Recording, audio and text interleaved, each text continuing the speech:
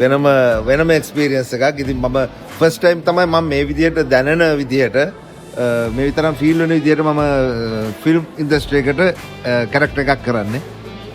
ඉතින් ලයිව් සිංහයත් එක්ක කරන එකක් මම ලයිව් සිංහයත් එක්ක කරේ නෑ. හැබැයි අනිත් අය කරා. ඉතින් මං හිතනවා අපේ අනික් රංගන ශිල්පීන් හොඳ දායකත්වයක් දුන්නා කියලා කල්ලකුණසේකර නායක දක්ෂිලා රොෂාන් රණවන එතකොට කීර්ති අයියා පොඩි පුතා එහෙම. ඉතින් මේකේ අර කැලේ රජා සින්දුව කියන්නේ රොෂාන්ගේ පුතා.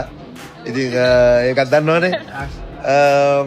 ඉතින් මං ආරාධනා කරනවා මගේ ප්‍රේක්ෂකයෝ ශ්‍රී ලාංකීය ප්‍රේක්ෂකයෝ එතකොට කුඩා දරුවෝ සියලු දෙනාටම ළඟම සිනමා හලට ගිහිල්ලා මයිසිම්බා චිත්‍රපටයේ නරඹලා කමෙන්ට් එකක් දෙන්න. මං හිතන්නේ ඒක සියලු දෙනාට වෙනම අත්දැකීමක් වෙයි. ඔයගොල්ලෝ බලනකොට වෙනම අත්දැකීමක් දැනනවනේ. ඒක ඉන්ඩස්ට්‍රි එකටම ගොඩක් ඩිෆරන්ස් කේස් එකක්. ඉතින් ඒ නිසා මේ හොඳ අත්දැකීමක් වෙයි. ඒක බලන්න කියලා ආරාධනා කරනවා සියලු දෙනාට. Thank you so much sir. Thank you.